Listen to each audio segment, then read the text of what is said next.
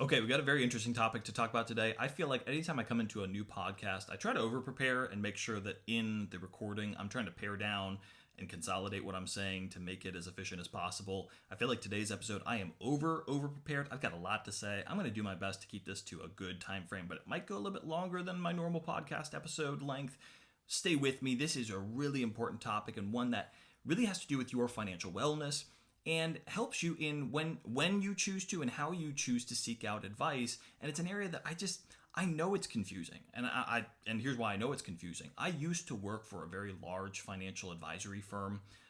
They have wide name recognition, lots and lots of advisors all across the country. And that was a largely positive experience for me. I met some amazing people and it really helped me get my start in this industry.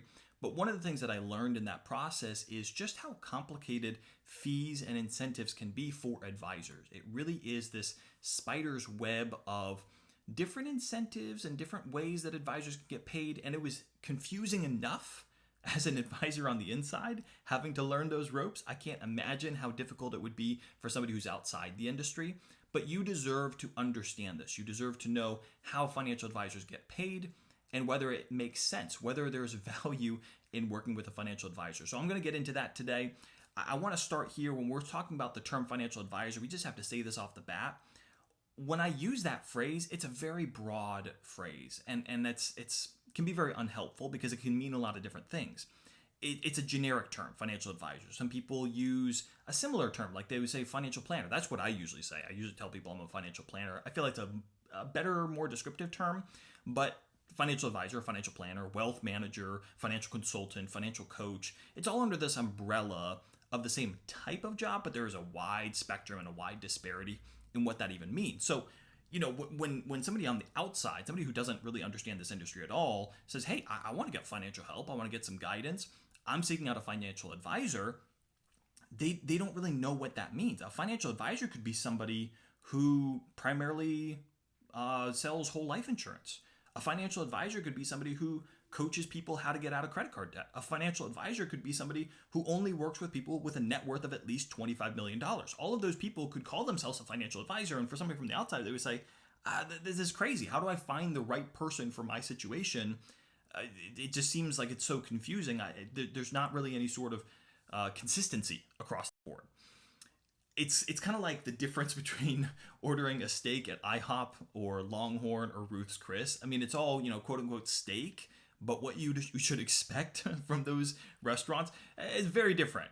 Steak can be a very malleable term when you look at the difference in what you would get from those three restaurants, right? So I looked up a lot of statistics in preparation for this podcast. And what I found is lots of stats seem to point to the same idea, and that is the number of people who are currently using a financial advisor versus the number of people who see value in working with a financial advisor. There is a wide gap there. And I want to talk about why that is. Why are there so many people that admittedly say, I think a financial advisor would actually help me, but I don't have a financial advisor? Well, why is that? So Statista, that's how you say that, they found that about 35%, that was their research, 35% of Americans have enlisted help from a financial advisor. Looked at other studies, and it's right around that number. So about 1 in 3 Americans are working with a financial advisor right now. However, Investment News did a survey, and they found that 88% of respondents believe that collaborating with a financial advisor would help them achieve their financial goals, including planning for retirement. And there's other stats. I'm only highlighting a few, but multiple stats seem to point to this idea that the number of people, again, who are working with a financial advisor versus the number of people that would see value in working with a financial advisor is pretty wide. There was another study done by Northwestern. They found that people who work with a financial advisor tend to feel a lot more confident about their financial future and retirement in particular. 75% of individuals who work with a financial advisor believe they will be financially ready for retirement, compared to just 45% of people who don't have an advisor. So why this gap? Why all these people who don't enlist the help of an advisor? I think there are three main obstacles, three reasons for hesitation that we can boil it down to. Three categories, I guess we should say. Confidence, control, and cost. Why are so many people hesitant? Why do so many people not try to enlist the help of a financial advisor? Confidence, control, and cost. Let's start with confidence. there's a big trust gap. And understandably so. I will be the first to raise my hand and say this is a real problem. People are concerned that a financial advisor is just a greasy used car salesman in a suit. I recently did a survey just internally for my own clients just to get some feedback. I want to know, hey, how can I help serve you all better? And one of the questions that I asked is, what do you feel like is the most beneficial thing that you get from working with me as your financial planner? And I expected to see things along the lines of investment management or maybe tax planning or these types of things. Biggest answer, trust. I want somebody that I can trust is going to be in my corner and give me good advice. When I go to you and say, hey, what do you think about this? I can trust that you're going to give me good advice. And it seems so basic, but it was a really good reminder for me of how important this aspect is in seeking out financial advice. Can I trust this person? And it's not just in like a Bernie Madoff Ponzi scheme situation, although that's a very real concern.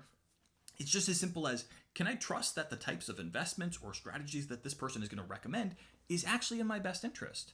That this is not just somebody who's looking to make a buck off of me. And that's why working with an advisor who is a fiduciary, I think, is really important. It's why I've chosen to go the fee-only route. We're going to talk more about that later in the podcast. By the way, if you want to look up an advisor and see their bona fides, see their credentials, you can go to brokercheck.org. It will tell you where they're registered, how long they've been in the industry, if they have any complaints or settlements or violations. All those will be disclosed. Brokercheck.org. So if you're working with an advisor, think about working with an advisor, always a nice helpful tool to go ahead and look them up and see what they've got going on. But it's not just the confidence piece. I think the other thing is control. I think for a lot of people, they would just prefer to do things on their own. DIY. They're uncomfortable with the idea of outsourcing financial decisions because they're so personal and there's so much writing on each of those decisions. They don't really want to outsource that to another person. They want to stay in the driver's seat. Nothing wrong with DIY. People like to fix their own cars. People like to garden and grow their own food. If you're willing to take significant time and effort, because that's what it's going to take, significant time and effort to really know your stuff and implement financial planning and learn how to do your own investment management, that's great. I more power to you. I would say this, you would be hard-pressed to find a financial DIYer who couldn't be helped by getting some additional input from a competent financial advisor. That doesn't necessarily mean that they need to hire be in an ongoing relationship, but even if it's a one-time project or one-time financial plan, just to double-check their work, I find that that's almost always valuable, and there's almost always something that a competent financial planner can speak into somebody's financial situation. But the third, and maybe most important of the three hesitations, is cost. And that's the concern we're going to try to tackle today. A big reason why people hesitate to work with an advisor is they're worried that the cost will be prohibitive. Thankfully, awareness of fees and what fees are involved with working with a financial planner and in investing in general, that has really increased over the last 10 to 15 years. And you may think, well, Nate, you're glad people are more focused on your fees now? I would think that you'd want people not to look at your fees. Yes, I'm thankful for that, because I think not only does it help to separate me from my competition so people understand that there is a difference in how different advisors get paid, but more than that, it's just important for my clients to have confidence in the value that they're receiving for what they are paying me as their advisor. And so we've seen this through multiple studies, this increased awareness. There was a study done back in 2012 where 71% of the respondents thought their 401k had no fees whatsoever. I'm here to tell you 401ks definitely have fees. The 401ks are for-profit businesses. They're not doing it out of the goodness of their own hearts. Of course there's fees. 92% admitted that they had no idea what the fees were. Now this is back in 2012. I'm sure those numbers have come down. There was another study done by Cerulli. They did a study in 2011. They found that 35% of investors were aware of the fees that they were being charged, like just had an idea of what they were. By 2020, they did that study again, and it jumped to 55%. So this is good. We're moving in the right direction. I think through social media and through just general financial education, people are aware, hey, there are fees involved with investing. You need to understand how they work and what they are, make sure you're getting your money's worth. But we still have a long way to go, and there's still quite a gap still. And what we found, several studies have found that many people still overestimate the cost of working with an advisor. And so I think part of the reason that people are hesitant to work with an advisor is, number one, they might think that it costs more than it does, but also they're not convinced that the cost is worth it. They've not necessarily been convinced of the value just yet. And again, in many cases, for good reason. Now, in order to get paid as a financial advisor, you do need to pass at least one type of test, in some cases multiple tests, to hold certain licenses or be registered with the proper state or jurisdiction. So let me just take a moment to explain sort of the landscape of financial advisors. People who would use that terminology, most of them get paid, or kind of fall into one of three camps in terms of how they get paid. And I want you to understand that because, again, there's a big difference.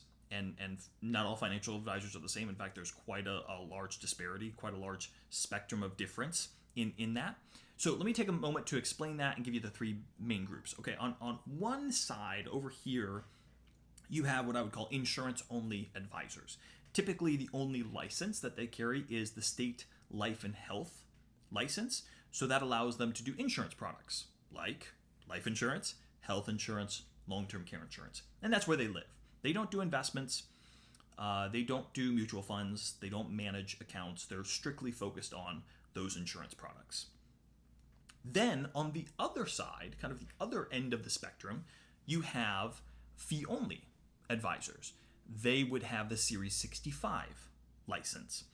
And that allows them to, and by the way, you have to pass a test in order to do this.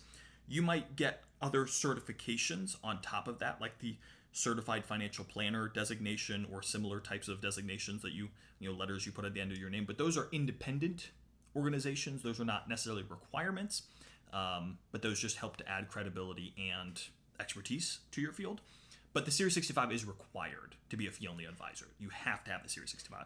And that allows you to charge a fee for investment management, for financial planning, but you are not allowed to sell any commissioned products. You cannot sell life insurance, you cannot sell annuities, etc. But then you have this third group in the middle, and this is a very, very big group. This is the biggest group. This is what I would call hybrid advisors. They sit in the middle of these two. Many times these advisors do have their life and health license, not always. They typically have either the Series 6 or Series 7 that allows them to sell and get a commission on annuities or mutual funds. And then they typically have the Series 66 that allows them to charge an investment management fee. Most of the hybrid advisors, their main deal is that they do investment management fees. You move your money over to them, they manage it, and they charge you an investment management fee. But also, they have the ability to sell you a life insurance product or an annuity or long-term care insurance. And this is where that hybrid mix, like kind of the big names that you might recognize, like Merrill Lynch and Edward Jones and Morgan Stanley and Raymond James, and most of these advisors in this space are hybrid. So they have multiple different ways to work with people and kind of have the most at their disposal, if we want to think of it that way, as far as ways that they can get paid and ways that they can work with clients. We call this dual registered. They have a foot in both camps. They can charge fees like a fee-only advisor, or they can charge commissions like somebody who's just a broker or somebody who just does insurance. I used to work as a hybrid advisor, and so this is why I've really seen this from the inside and understand how a lot of those incentives works and potential conflicts of interest work. It's led me to work as a fee-only advisor. I feel like fee-only advisor is cleaner, simpler, and better overall, not only just for the advisor, but really what's best for the clients. But more on that later.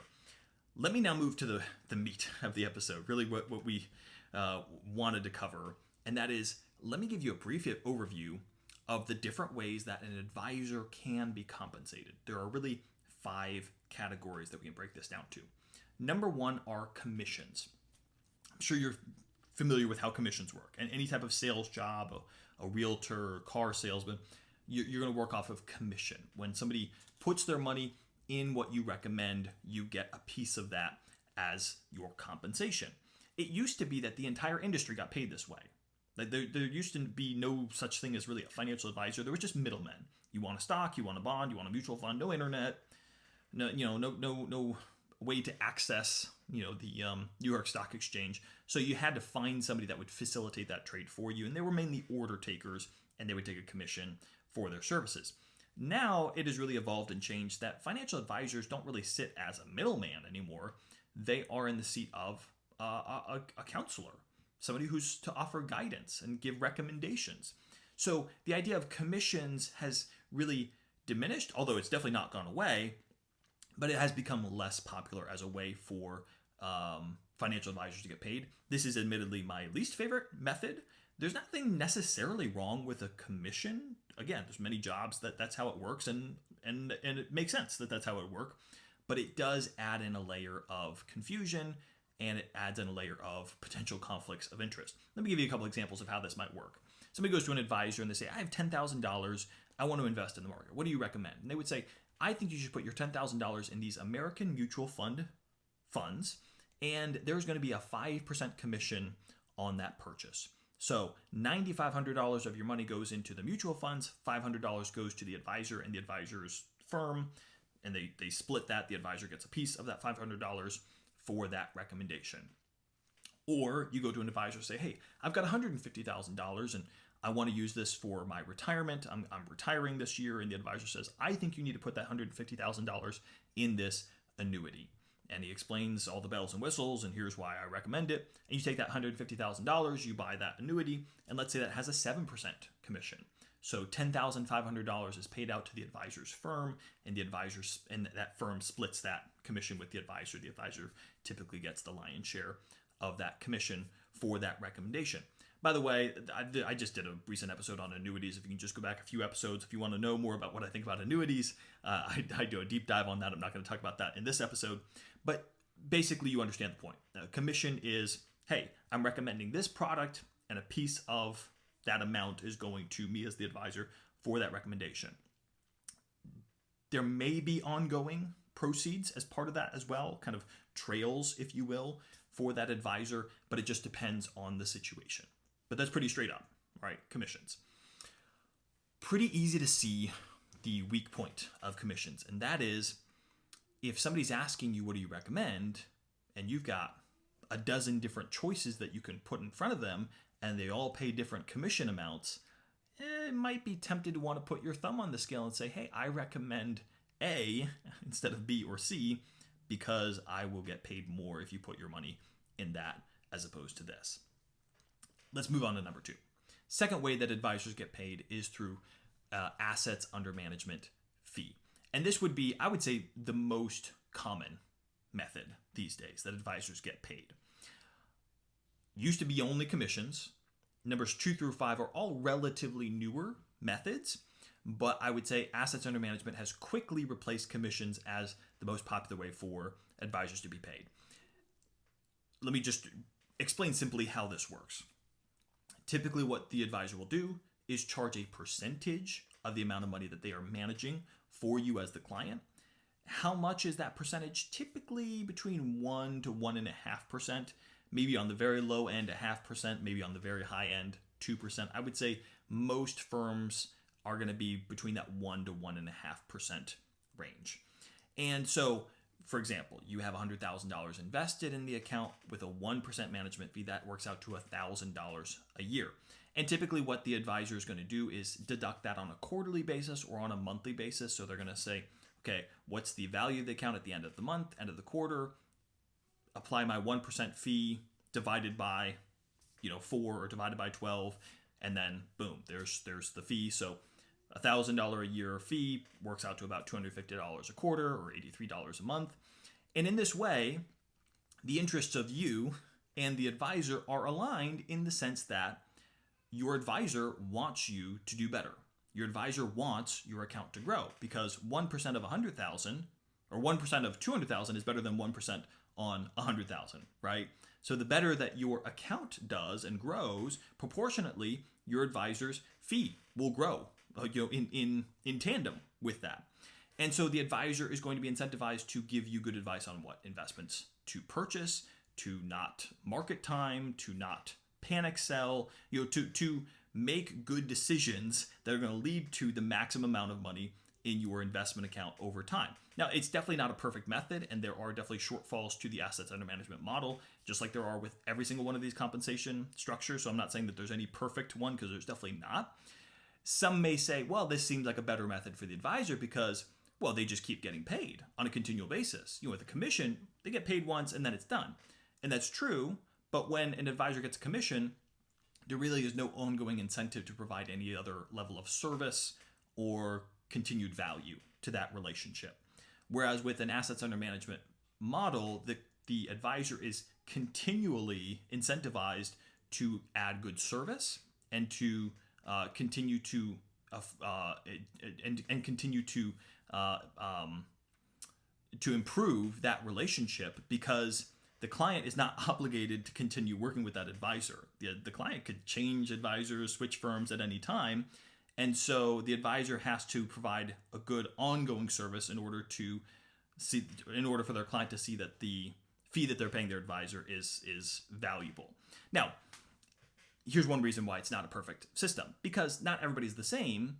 And sometimes there's a mismatch between the fee and maybe the amount of work or value or advice that's being done for a client. So for instance, you might have two clients that both have $1 million invested with the advisor, but one has twice the amount of time needed because they have a more complicated situation. But they're both paying the advisor the same amount of money.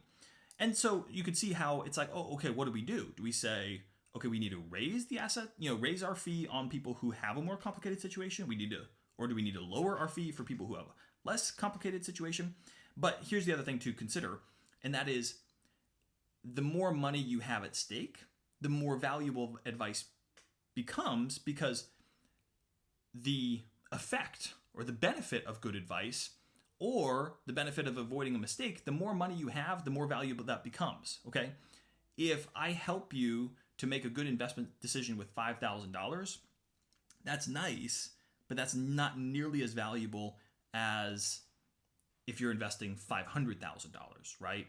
A 10% increase on $5,000 is $500. Okay, that's nice, but that's not life-changing money. But a 10% increase on $500,000 is $50,000. So as the amount of money that we have at stake grows, the value of adding, of giving good advice, but also avoiding mistakes becomes exponentially more valuable. And so therefore, I feel like the assets under management model is by and large a good proxy for value.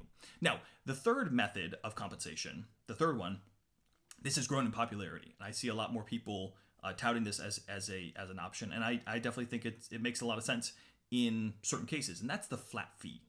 Sometimes we call it a subscription fee or retainer fee, and it's like it sounds. It is like it sounds. It's a flat fee. And so instead of the fee being based off of the amount of money that somebody has invested, it is just a set dollar amount.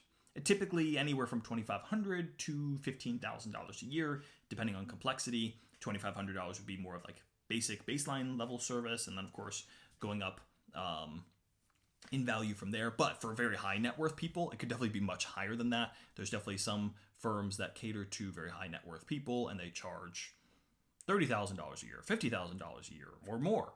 So it can it's a very wide swath of amounts in that. It's more predictable for budgeting purposes. So as a client, you know exactly what you're paying the advisor, either on a yearly basis or a quarterly or monthly or however they space that out.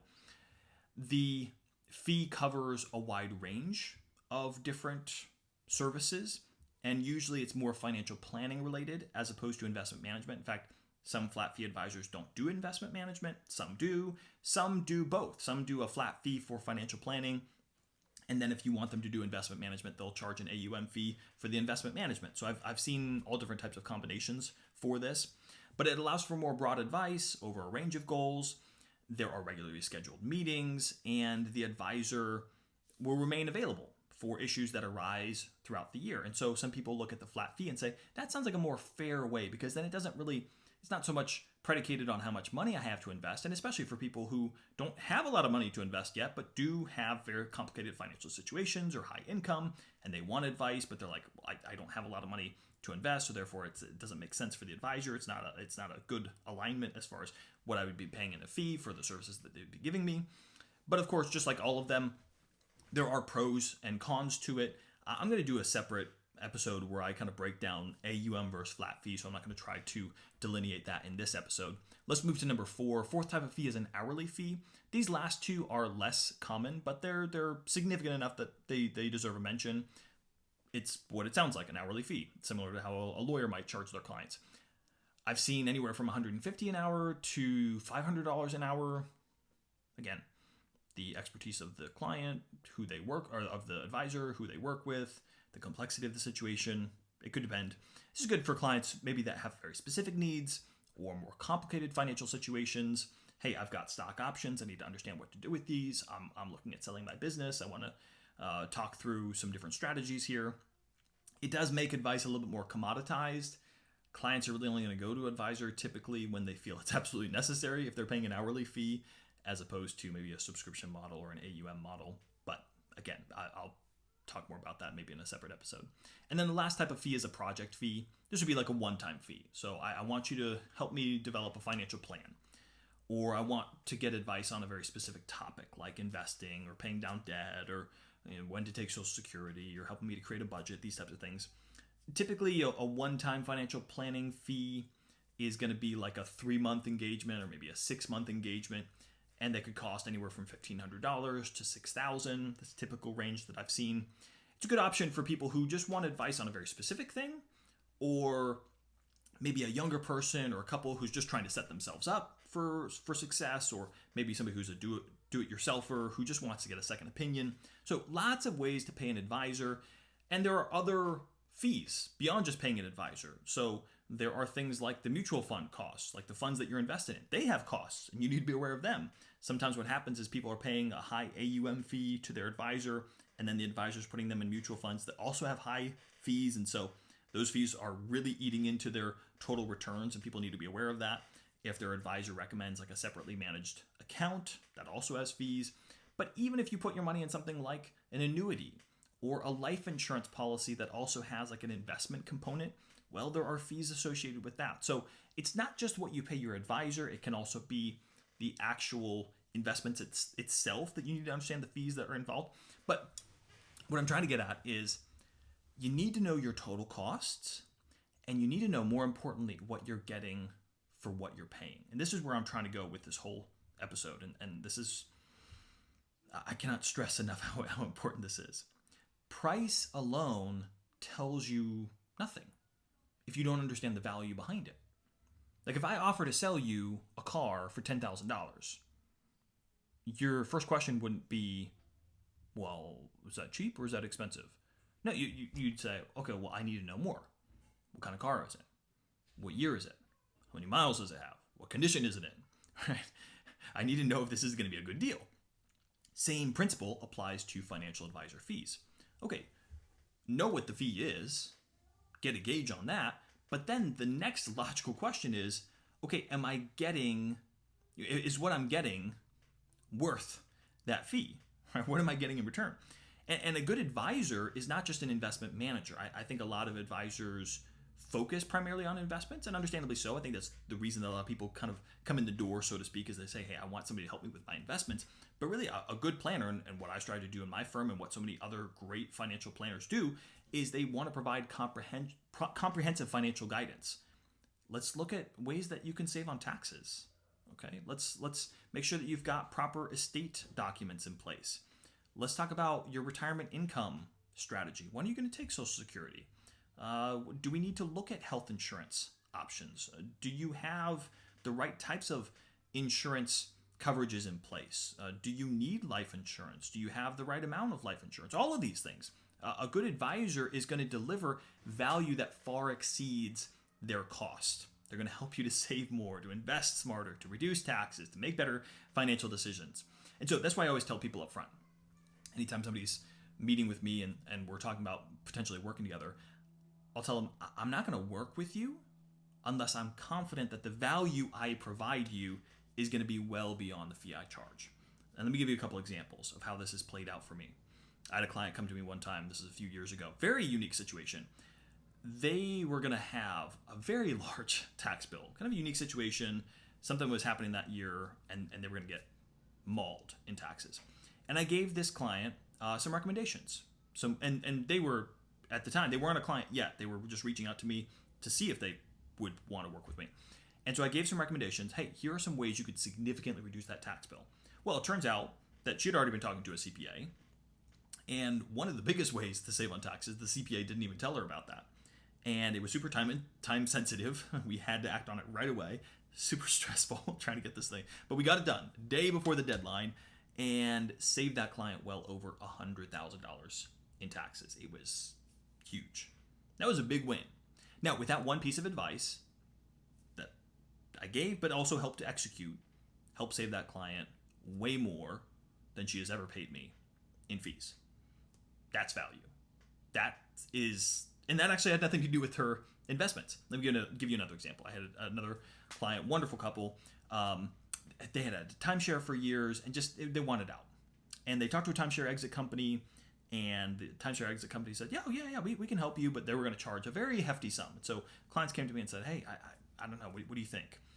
And the timeshare exit company wouldn't even guarantee that they would be able to get them out.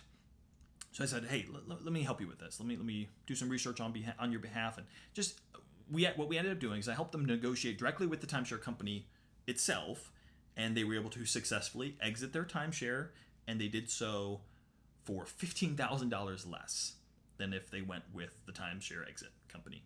And that $15,000 savings is multiple times what my yearly management fee is for that couple. That's value. And again, had nothing to do with investments. I could go on with other examples. So this is the reason why I believe being a fee-only advisor is the best approach, and why I think our industry would be better served if every financial advisor was required to be a fiduciary, was required to act in the best interest of their clients. Now, you may be wondering, okay, well, what type of fee structure do you use, Nate? I use AUM. It's the most common method. It's what I use primarily. Most of the clients that work with me, I charge an investment management fee. Again, I'll do another episode where I talk in more detail about why I think that is the best method. I also do have a one-time fee for like 403B setups or for financial answer sessions. That's like a one-time consultation. That's a very small, relatively small piece of my business for the year, but I do also have those as well. Now, why did I choose those methods and not to do a commission or to do hourly? Well, for a few reasons. Number one, I want to act in people's best interest, and I feel like those help me to do that. By keeping my compensation static, no matter what the investment product or company is that I recommend, it just helps me focus on giving the best advice that I can. So there's not some temptation for me to recommend something that could pay me more. There's not a temptation for me to kind of look through my client list and say, hey, is there anybody that might want an annuity? I could sell them an annuity. I could make some money real fast. Or maybe somebody could use a life insurance or long-term care policy. That's not to say I shouldn't be looking out for clients to do those things, and I do. I do look at those situations, and I have recommended in some cases people get life insurance here. In very rare situations, hey, I do actually recommend an annuity here, but I don't get paid on that, because if I got paid on that, I might be tempted to recommend it more often than I need to.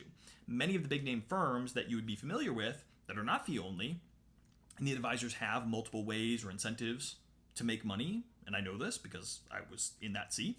So, for instance, they may charge an AUM fee, and that might be the main thing that they do, but they could also make money by, again, selling you a life insurance policy or an annuity, or they may get money from mutual fund companies if they use those mutual funds in their clients' portfolios. And so clients don't even realize that there's this kind of added incentive to use certain mutual funds in their investment portfolio and not other ones. Or they might earn like a paid vacation if they hit certain benchmarks.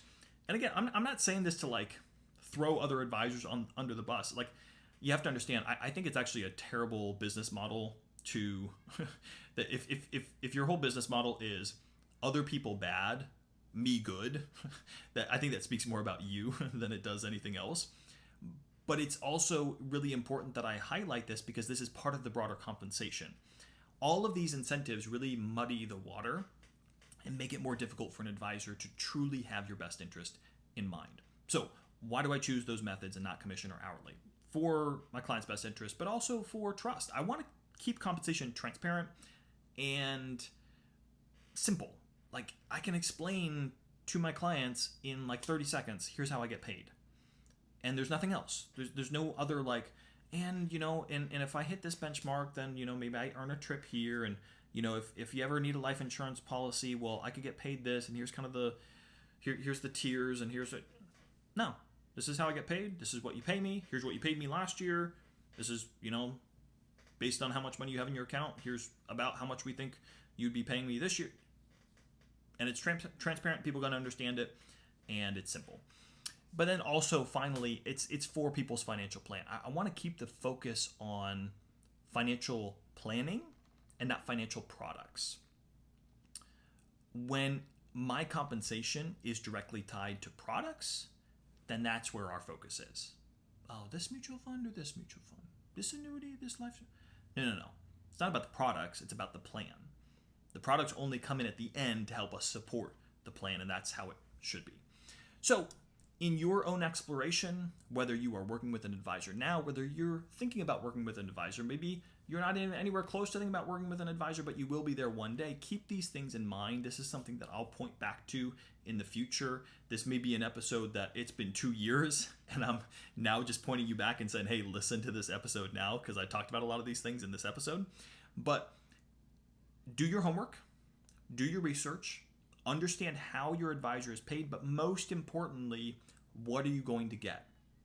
And compare what you're paying your advisor versus the value you will receive, and never work with a financial advisor unless what you're going to get is well in excess of what you're paying, and you'll do well when it comes to that. If you have any other questions, if you ever want to have a discussion, pick my brain, I'm always happy to have a conversation. And you can go to my website, nateskelly.com, schedule a 15-minute call there, or just shoot me an email, info@nateskelly.com. And I hope you have a great week, and I will see you on our next episode.